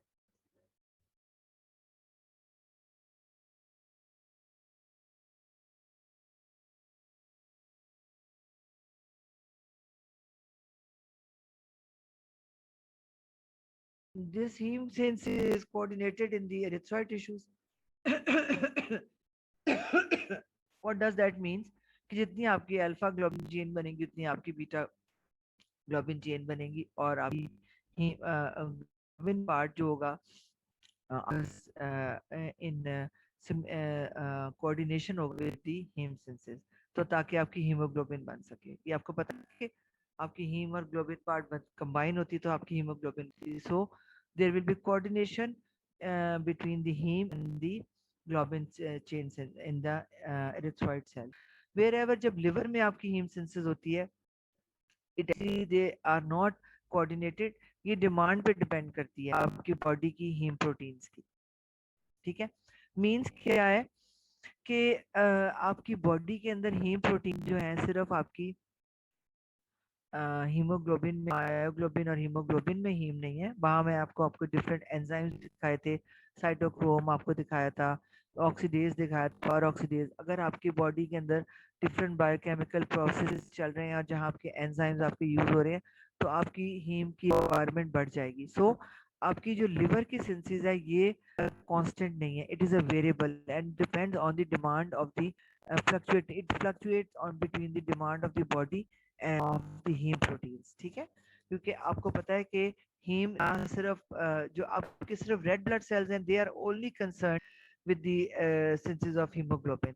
सो जो ग्लोबिन चेन बनेगी उतनी आपकी मैच हो जाएगी विद द हीम, वहां पे आपकी कोऑर्डिनेटेड है बट और कांस्टेंट है आपकी synthesis of heme, but in the liver it is not constant, it fluctuate according to the demand for the heme proteins. Is that clear? ये समझ आ गई? ये बात समझ आई है नहीं बेटा? Yes ma'am. क्या समझ आया बता, क्या समझ रिपीट आया? करते हैं। नहीं, रिपीट तो मैं बाद में करूंगी, जिसको समझ वो रिपीट करे। जी यस मैम, इसने कहा था। चलो शाबाश, सामने लिखा हुआ इधर से देख के बता दो। मैम जो लिवर है बता दो। उसमें, मैम जो लिवर है उसमें जो हीम सिंथेसिस है अकॉर्डिंग टू द डिमांड होती है, और जो एरिथ्रोसाइट सेल्स हैं उसमें कांस्टेंट होती है विद ग्लोबिन सिंथेसिस। हाँ शाबाश, क्योंकि आपको पता है कि आपके रेड ब्लड सेल्स में सिर्फ आपकी हीमोग्लोबिन ही बननी है ना इन दी नॉर्मल ब्लड, तो जितनी ग्लोबिन चेन बनेगी उतना ही हीम सिंथेसाइज होगा। ठीक है जी मैम। वेयरएज लिवर में क्या होता है, लिवर में अकॉर्डिंग टू द सिर्फ डिमांड हीम आपकी कंपोनेंट नहीं है ना, आपके डिफरेंट एंजाइम्स का भी हीम कंटेनिंग कंपाउंड बने जो दिखाए थे इतने पर, जिसको मैंने कहा था आप रटा लगा लें इनको, ये वाले जो थे। अब देखो कि साइटोक्रोम आपके एंजाइम है जो कि इलेक्ट्रॉन पेरोक्सीडेज पर आपके एंजाइम है, किरलेज आपके एंजाइम है। अगर आपके बायोकेमिकल प्रोसेसेस में ये एंजाइम यूज रहेंगे तो आपकी हीम सिंथेसिस भी उसके अकॉर्डिंगली आपको चाहिए होगी। तो लिवर की जो सिंथेसिस है it is not coordinated with globin, it keeps on changing and fluctuating. ठीक है so I told you the first 3 steps of heme synthesis will be taking place in the mitochondria. ठीक है, so what are the steps? सबसे पहले आपने याद करना है कि these are the substrates, 3 substrates आपको चाहिए हीम सिंथेसिस के लिए। एक सक्सिनाइल को चाहिए, सक्सिनाइल को ए, एक glycine which is an amino acid and iron। ठीक है, so what is a glycine की क्या चीज इंपॉर्टेंट है, क्या होता है, कैसा अमाइनो एसिड है ये? simplest Ma'am, non-polar simplest amino acid. जी सिंपलेस्ट अमाइनो एसिड है। ठीक है ना, इसकी कोई भी इसकी आइसोमेरिज्म नहीं है, क्योंकि इसके कोई भी कायरल आपकी नहीं होता ना, आपके डिफरेंट 4 ग्रुप्स नहीं होते, शॉर्टेस्ट अमाइनो एसिड है। और अब आपको फर्स्ट ईयर में ना आप, हाँ, तो ये कहाँ कहाँ यूज हो सकता है? in कहाँ कहाँ यूज हो सकता है बेटा? मैम जो अल्फा हेलिक्स का स्ट्रक्चर होता है उसमें हाँ बेटा, जहाँ पे बैंड और अल्फा, जो आपके बैंड और आपके छोटी चीजें चाहिए होती हैं लूप्स और बैंड्स के अंदर, ये आपका ग्लाइसिन यूज होता है। ठीक है, एंड व्हाट इज सक्सिनाइल कोए, जो आपका बॉडी के अंदर जो आपका हाई एनर्जी जो आपका सिट्रिक एसिड या टीसीए साइकिल आप कहते हैं, जो माइटोकॉन्ड्रिया के अंदर ही चलता है, जहाँ आपकी मैक्सिमम एनर्जी प्रोड्यूस होती है, विच इज आपका जब ग्लूकोज हम लेते हैं, ग्लूकोज ब्रेक डाउन होता है, जो उसके ग्लूकोज ब्रेक डाउन के जो एंड प्रोडक्ट्स होते हैं वो टीसीए साइकिल को स्टार्ट करते हैं, which is also called as the citric acid cycle or Krebs cycle or the carboxylic acid cycle। वहाँ का ये intermediate है succinyl CoA। ठीक है, since these steps are in the mitochondria, so we will be getting these substrates in the mitochondria। So succinyl CoA याद रख लेने, ये important है, कभी कभार MCQ आ जाता है। What are the substrates for heme synthesis? These are the 3 substrates which you have to remember। one succinyl CoA, glycine and iron, which is in the which form is iron? कौन सी form में है ये? Ferrous. Ferrous में form. अगर ये change हो जाएगी तो उसको हम क्या कहेंगे? मेटिन कहेंगे, और वो क्या होती है? The ferric form. ठीक है, हाँ, okay. So these are the three substrates which are important. What now? This is the structure of glycine. आपको याद होगा amino acid, and this is succinyl CoA. So now there will be first, इसमें क्या होते हैं? And all the carbon and nitrogen for this heme synthesis are provided by the non-essential amino acid glycine and succinyl CoA, which is an intermediate of the TCS, as I already told you. ठीक है? So what happens in the presence of enzyme which is ALS1 enzyme, इसको अभी नाम देखते हैं, is amino levulinic acid synthase type 1 enzyme. These will two will condense and they will be forming of delta amino levulinic acid, which is ALA. What happens, आपने देखा है कि this is the amino acid जो लगा हुआ है, इसमें से क्या निकल गया आपका? ये वाला कार्बन डाइऑक्साइड निकल गई है, that you can see there will be removal of carbon dioxide, और इसमें से CoA निकल गया, this is the succinyl CoA. So there will be the removal of these two, and this is the CoA enzyme and carbon dioxide, and when these two will condense together they form the delta amino levulinic acid. So this is the first step in the heme synthesis, ठीक है, and this is the rate limiting step, and this is the rate limiting का मतलब है कि this will decide whether the heme synthesis will take place now. अब आप इसमें देख रहे हैं कि this is the positive regulator which is the ALS1 enzyme, and ALS1 लिखा हुआ है इस पे, और आपको नेगेटिव नजर आ रहे हैं inhibitions. This is the heme. जब बहुत ज्यादा हीम बन जाएगी बॉडी के अंदर, हमने कोऑर्डिनेशन भी तो करनी है ना इसकी, हमने लिवर में भी इतनी नहीं बना देनी कि आपको हीम ही प्रोटीन नजर आए. आपको एक लेवल तक ही हीम चाहिए जहां आपकी तमाम रिक्वायरमेंट पूरी हो जाएगी. And even in the erythroid cells, ALS जहाँ पे आपका एक्टिव होता है, वहां पे आपकी heme has to be coordinated with globin. So there will, जब आपकी बहुत हीम बन जाएगी, it will come and stop this heme synthesis on the first step. ठीक है, this is a negative down regulation for the heme synthesis. तो बहुत heme बन गई, it will down regulate the synthesis and it will stop the synthesis. So another thing which is the lead poisoning. ठीक है, जो delta amino लेवुलानिक acid थी, ये दो molecule of delta levulinic acid will condense together to form the porphobilinogen. अब हमने क्या बनाना? हमने प्रोटोपोर्फायरिन बनानी है ना, 9. So these are the second step in which two ALA will condense together to form the porphobilinogen. I have given the diagram. एक molecule और दूसरा molecule condense हो रहा है, और इसमें क्या है कि जब भी condense होता है there will removal of water. So जब water remove होएगा तो these they will form the porphobilinogen. ठीक है, बात समझ आ गई यहाँ तक? ये बात समझ आई है कि नहीं? मैम ये रिपीट कर दें. क्या रिपीट करूं, बताओ इसमें से क्या नहीं मैम समझ ये आया? प्रोसेस समझ नहीं आया. ये डायग्राम बनी है ना, इसको पढ़ो, रीड करो, मैं आपको हेल्प करती हूँ. चले, व्हाट इज दिस? यहाँ से पढ़े इसको बेटा, read it from here. Anybody from the class? बेटा आप जो पूछ रहे थे ना, आप पढ़ो तो मैं आपको हेल्प करूंगी ना फिर. Carbon and nitrogen provided by glycine. So this is the amino acid जो कार्बन और नाइट्रोजन प्रोवाइड कर रहा है. Okay. And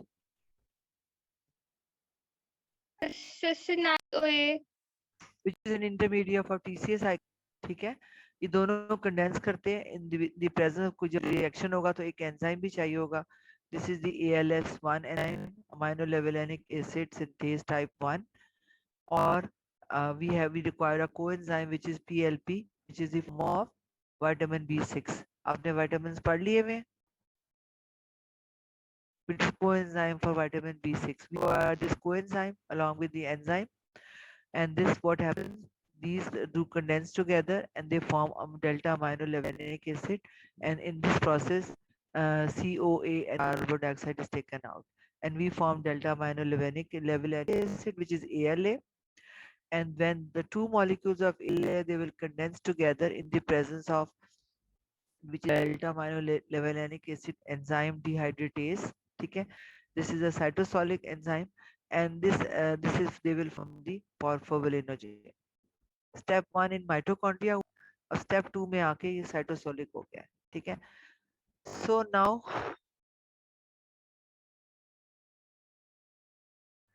ALA synthase is the enzyme which is इधर यहाँ पे है ALAS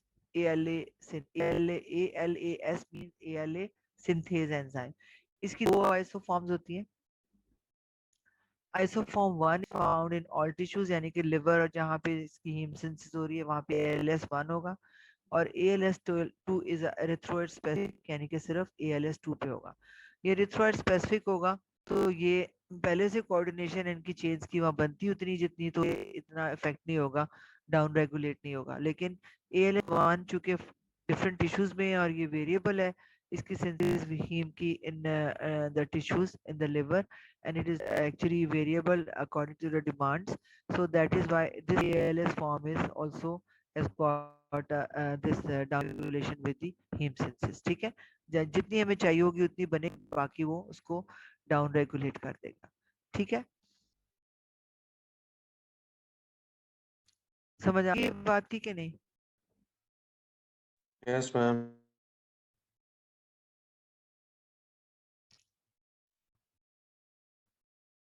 Now इस एक बात है कि aminolevolanic acid is also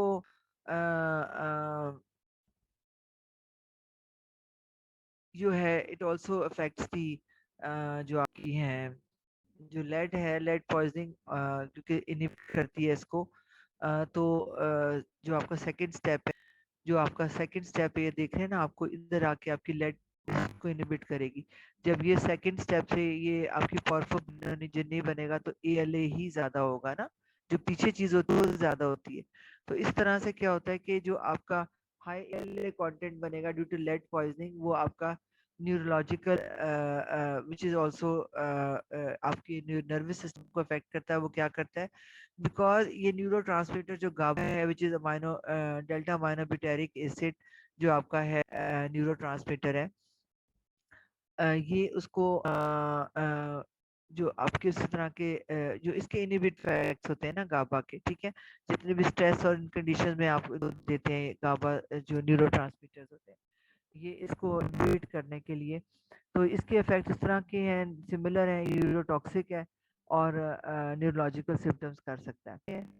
now step 2 is the formation of porphobilinogen. ये मैंने आपको पहले भी बता दिया था, दो कंडेंस करते हैं aminolevolanic acid and they form the porphobilinogen, और इस कंडेंसेशन में दो molecules of water are taken out, and the enzyme catalyzing this reaction is what is this aminolevolanic acid dehydratase. ये आपने एंजाइम याद रखना है, ये कभी कभार इसी तरह से आता है कि which is enzyme catalyzing the formation of porphobilinogen or an enzyme is inhibited by lead. ठीक है, so this enzyme is inhibited by heavy metals such as lead or and sometimes it also causes जब ये नहीं होगा porphobilinogen तो delta अमाइनोलेवलानिक acid जो है वो बढ़ जाएगा, which is also capable of producing the neurological harmful effects. Now this is the step 3.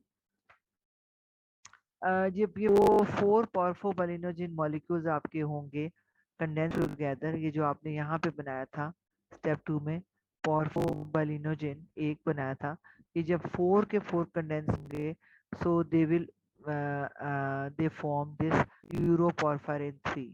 ठीक है, आपको याद होगा uroporphyrin 3 पे we have acetyl and propionate. ठीक है, so now you can see that these जो आपके 4 ये जो आपके कंडेंस हुए हैं, अगर आप इनकी इस तरह से डायग्राम देखेंगे how these are formed, this is the acetate and propionate, and then when these 4 will condense together they form the uroporphyrin. ठीक है, पहले हाइड्रोक्सीहाइब्लिन बनेगी and then we have this uroporphyrin.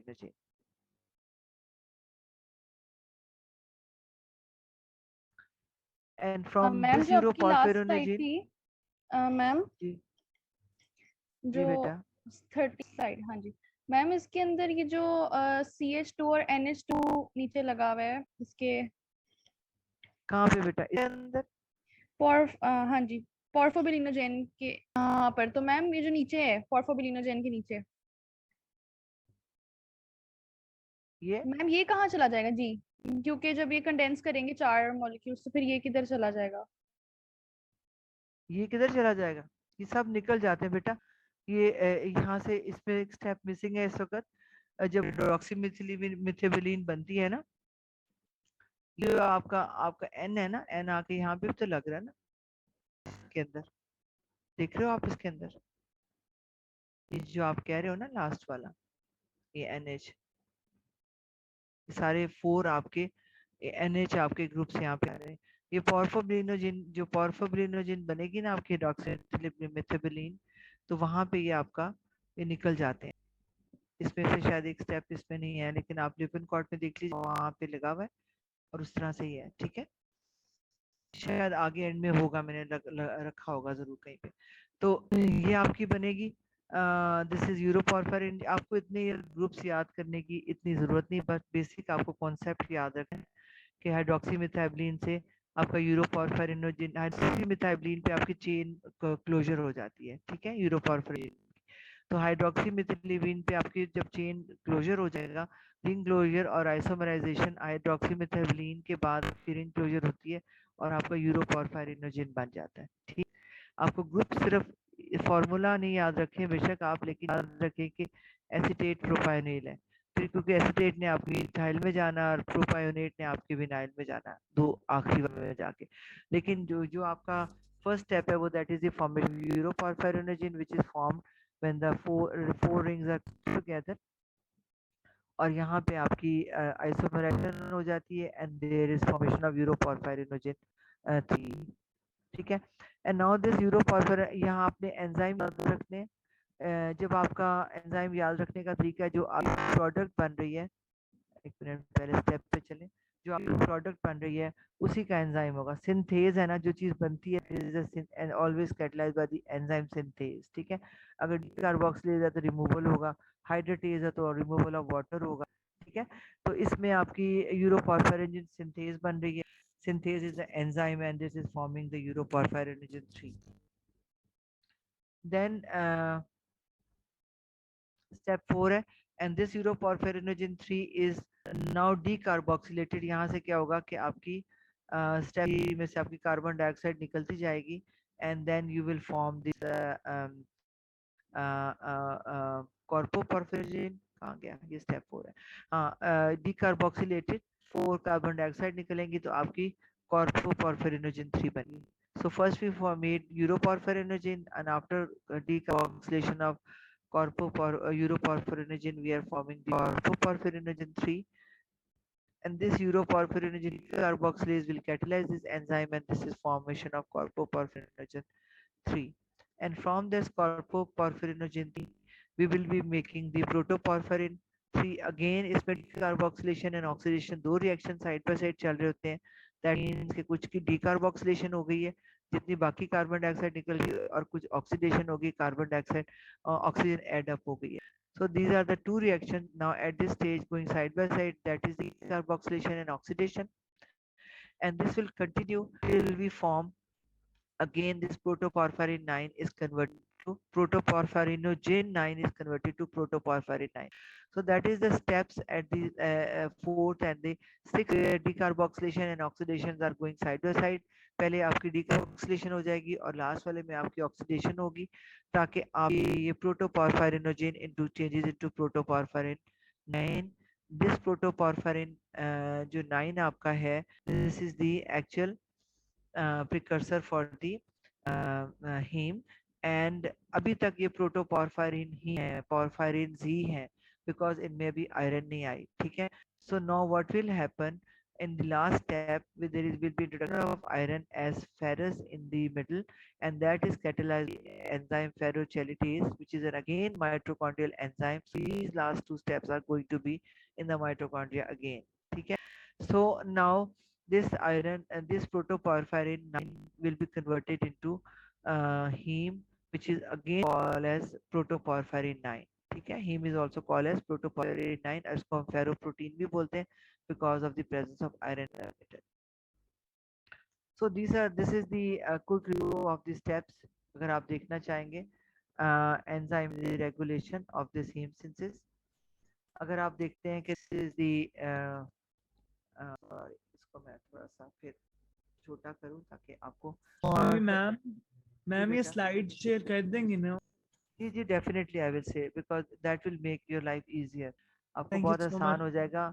आप देखेंगे ना जब लिपिन कॉर्ड से आप स्टेप स्टेप पढ़ेंगे तो फिर आपको समझ भी आएगी, बट द नेक्स्ट मैम ये टाइम सारा नेक्स्ट लिपिन कोड पे है, हाँ सारा लिपिन कोड पे बेटा ये याद सारा करना। लिपिन कॉर्ड है, लेकिन इसको मैंने कट कर करके लिखा हुआ है आपकी आसानी के लिए। Okay ma'am. It is from Lippincott, it is very good, अच्छा दिया हुआ है, सीम सिंथेसिस बहुत अच्छी दी है, और जो आपके हैं आपकी जो हीम के स्ट्रक्चर है वो भी बड़ा अच्छा दिया, लेकिन इसमें से आप पढ़ेंगे साथ मिला के आपको बहुत। So these are the hemoproteins, heme है, ठीक है। आपने यहाँ से देखा सिनाइल कोए और ग्लाइसिन ALA बनाते हैं, फिर पॉर्फोबिलिनोइन बना, हाइड्रोक्सीमिथाइबिलिन बना, फिर यूरोपॉर्फेरिनोजिन, कॉर्पोप्रॉफेरेजिन, प्रोटोपॉर्फेरिनोजिन 9, देन प्रोटोपॉर्फेरिन 9, फिर आयरन आया, हीम, ठीक है।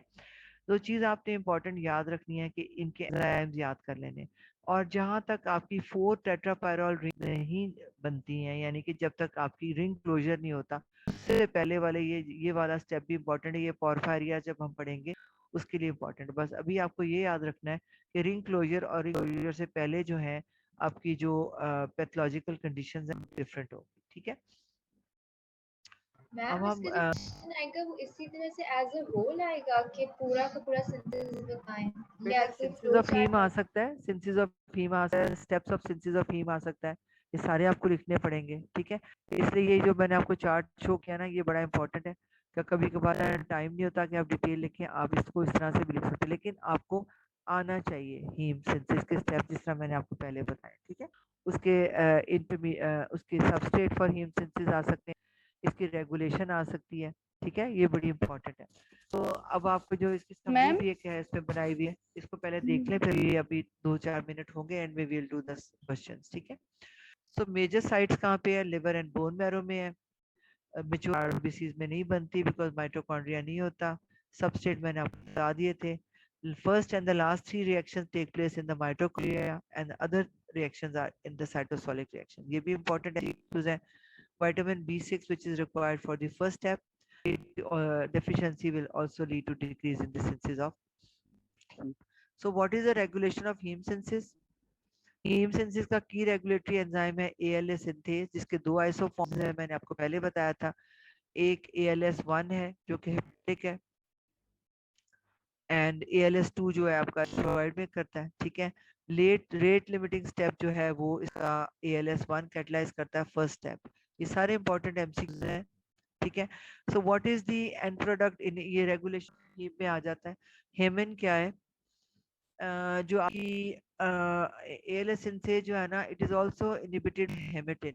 हेमेटिन क्या थी? वो फॉर्म ऑफ हीम जिसमें आयरन फेरस से फेरिक फॉर्म में चेंज होता है। अगर बॉडी के अंदर हेमेटिन है तो आपकी सिंथेसिस नहीं होगी, ठीक है। और जो आपके स्टेप 1, 5, 6 एंड 7 है taking place in the mitochondria, the rest 2, 3, 4 are in the cytoplasm. Now what about the important जो concept आपको आना चाहिए, what is the effect of barbiturate?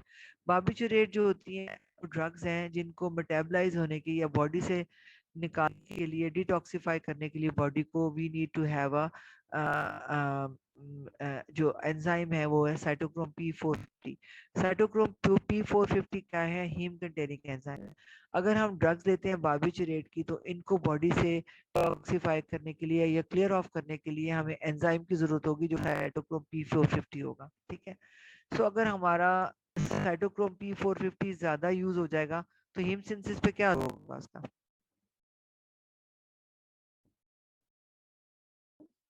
Synthesis ज्यादा होगी।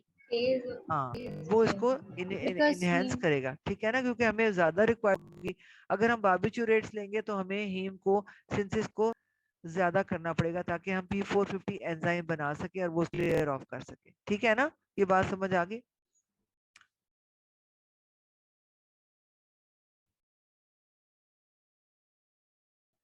मैम ये दोबारा बता दें। आपको क्या समझ आई? बता तो दूंगी, लेकिन आपको क्या समझ आई थोड़ी आप मुझे बताओ। मैं जो बारबिचुरेट वाला था ना। बेटा बार्बिचुरेट्स ड्रग हैं जो मेटाबोलाइज होती हैं बॉडी से, या उनको डिटॉक्सिफाई किया जाता है with the help of P450 enzyme which is a heme containing enzyme. So अगर हम इसको लेंगे तो हमारी भी हीम सिंथेसिस क्या होगी, ज्यादा हो जाएगी। ठीक है, will upgrade the up enhance the synthesis of heme. It will have a positive effect on the synthesis of heme, and it will stimulate the ALS1 enzyme to increase the synthesis of heme. ठीक है। Second step is जो आपका ferrochelatase है और they are an ALA dehydratase है। Second step जो था और लास्ट स्टेप है, they are inhibited by lead. तो इसकी रेगुलेशन में ये भी है कि लेड पॉइजनिंग में आपके हीम सिंथेसिस स्टॉप हो जाती है, and it affects the second step which is the enzyme. Second step is regulated by the enzyme ALA dehydratase और फेलोजेलिटेज। इसी तरह फर्स्ट स्टेप में मैंने आपको बताया था कि we need to have the PLP enzyme which is a coenzyme of vitamin B6। ठीक है, so अगर हम आइसोएसिड या जो एंटी ट्यूबरकुलस ड्रग्स लेते हैं, they also decreases the availability of pyridoxal phosphate that is PLP। इसलिए जब हम एंटी ट्यूबरकुलस ड्रग्स देते हैं, आप साथ में विटामिन B6 देते हैं हमेशा साथ। तो बिकॉज एंटी ट्यूबरकुलस ड्रग्स जो होती हैं ये विटामिन B6 की लेवल को कम करती हैं। जब वो विटामिन B6 नहीं होगा तो हमारे पास कोएंजाइम नहीं बनेगा। जब कोएंजाइम नहीं बनेगा तो हमारा स्टेप जो है वो हॉल्ट हो जाएगा। बिकॉज फर्स्ट स्टेप में मैंने आपको दिखाया था कि ALS1 and PLP as a coenzyme is required। ठीक है, ये बात समझ आ गई? Yes, ma'am. No, So ma'am. बस रेगुलेशन ऑफ ALS जो है 2 डिफरेंट ALS1 से, बिकॉज ALS1 जो है बिकॉज वो प्रेजेंट है लिवर एंड अदर साइट्स में, तो इसकी जो मैंने बताया था कि प्रोडक्शन डिपेंड करती है on the variability, it is variable on the requirement. जैसे अगर हमने कोई ड्रग्स ले ली हैं, बारबिचुरेट ले लिया, तो उसमें आपको ये जो है आपका एंजाइम जो है ये it will be stimulate and it will be will cause the upregulation or increase synthesis of heme, whereas in the case of ALS इसकी कोई भी आपकी जो रेगुलेशन है उसकी स्टेबल है। It is not it is constant. For ALS ये कोई वेरी नहीं करता बॉडी के अंदर आपके एंजाइम या कोई चीजें ज्यादा हीम यूज है, because this ALS2 is only catalyzing the function of heme in the erythroid cells, so it is also only coordinating synthesis with the globin chain availability। जितनी ग्लोबिन बनेगी उतना हीम बन जाएगा, और वो ALS2 is not affected by the changes in the body। ठीक है, जितनी भी आपकी रिक्वायरमेंट है ना हीम की, उससे इसको इफेक्ट नहीं होता। ठीक है,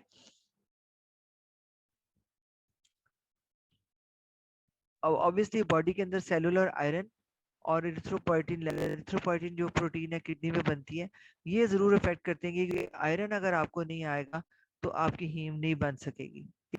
तो आयरन का रहना जरूरी है for the erythroid cells to form normal hemoglobin, whereas other effect जो है बॉडी के वो पे इफेक्ट नहीं करते। ये बात समझ आई है कि नहीं आपको?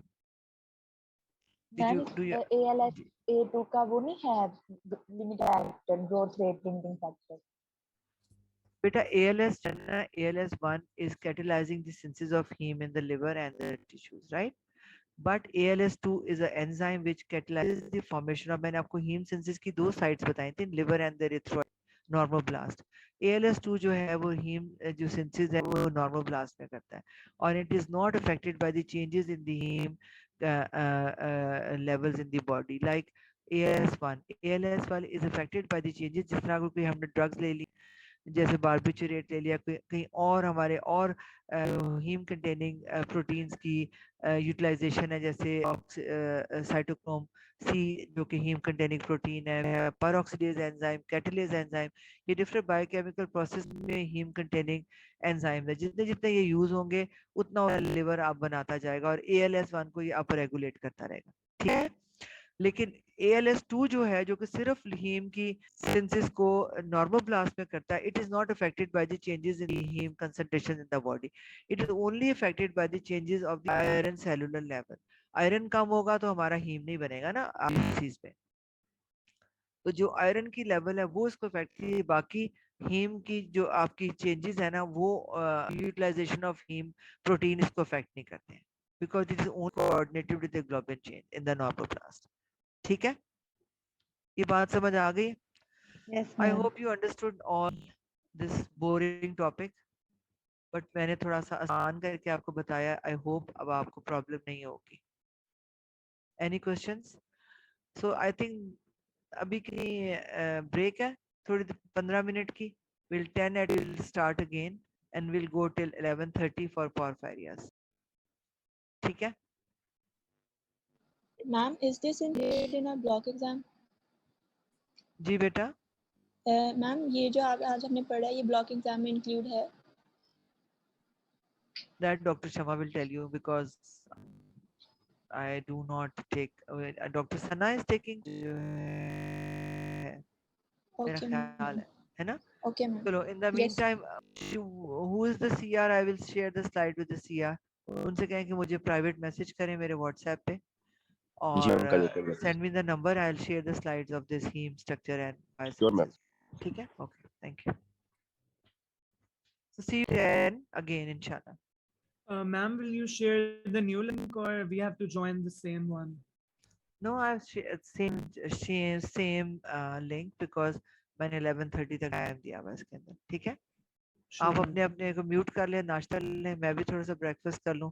So I'll see you again at 10 inshallah. In the meantime, I'll share the slides. Okay? आप बस नंबर छोड़ दें। Thank you so much, ma'am. Thank you. Okay.